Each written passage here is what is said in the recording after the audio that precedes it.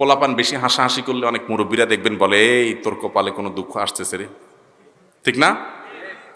এরকম কিছু মাসলা মাসাইল আমাদের দেশে আছে, কিছু হাদিস বাহির করছে মুরব্বীরা। আমি চিন্তা ভাবনা করে দেখছি এরকম 50-60টা আপনার এ ধরনের মাসআলা আছে যেগুলো মুরব্বীরা বাহির করছে, যে রাতের বেলায় বাসা থেকে ঘর থেকে হাত ধোয়া পানি বাইরে ফেলতে হয় না, ফেললে ক্ষতি হয়।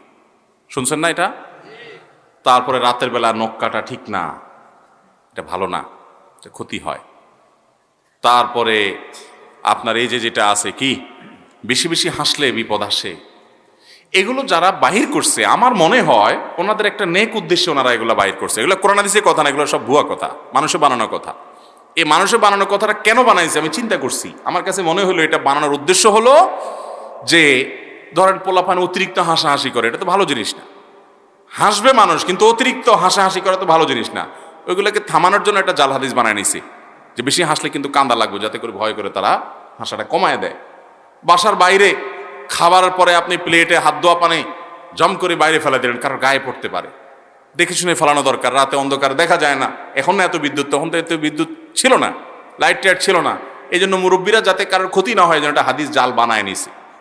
কথা বুঝতে পারছেন? রাতের বেলা এখন না লাইট ফকফকা আলো, চেরাগের মোমবাতির বা হারিকেনের আলো, অন্ধকার আলো, আধারের মধ্যে নখ কাটতে গেলে হাত কেটে যেতে পারে। পোলাপান যাতে দিনের বেলা কাটে, এই জন্য মুরব্বীরা হাদিস জাল বানায় নিছে যে রাতের বেলা নখ কাটা ঠিক না। এগুলো সবগুলো ন্যাক উদ্দেশ্যে হাদিস জাল বানাইছে। কিন্তু যদি কেউ হাদিস জাল বানায়, নবীজির নামে কোনো মিথ্যা কথা বলে বা ইসলামের নামে কোনো ভিত্তিহীন কথা বলে, মান কাযিবা আলাইয়া মুতাআম্মিদান ফালিয়াতাবাওয়া মাকআদাহু মিনান নার, যে ব্যক্তি নবীজির নামে কোনো মিথ্যা কথা বলে, বানোয়াট কিছু বলে, সে যেন জাহান্নামে নিজের টিকেটের রিজার্ভেশন করে রাখে। আল্লাহ তাআলা আমাদেরকে সমস্ত ভিত্তিহীন বিশ্বাস থেকে বেরিয়ে আসার তৌফিক দান করুক। অতএব সমস্ত ভিত্তিহীন কথা বলা যাবে না। তবে এটা ঠিক, ইন্না মাআল উসরি ইউসরা, মানুষের সুখের পরে দুঃখ, দুঃখের পরে সুখ আছে।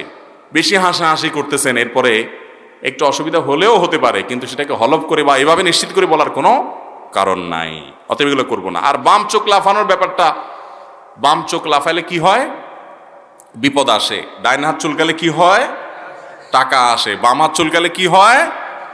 টাকা চলে যায়। হায়রে হায়রে হায়রে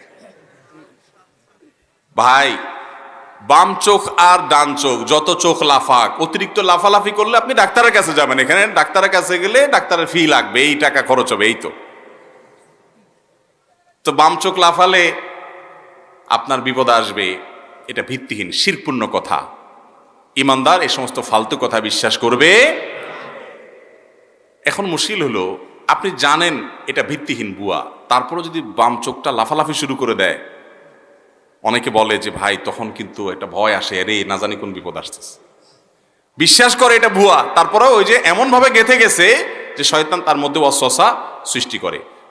এবং কখনো কাকতালীয় ভাবে যদি বাম চোখও লাফাইছে, আবার এদিকে আপনার বিপদও আসছে, তাহলে বুঝবেন যে ঠাটা পড়ে বগ মারা গেছে আর ফরিকির কারামতি যাই রইছে। ওইটার 2 পয়সার কোনো ভ্যালু। আল্লাহ তাআলা আমাদেরকে এই সমস্ত কুসংস্কার এবং শিরকপূর্ণ বিশ্বাস থেকে বেরিয়ে আসার তৌফিক দান করুন।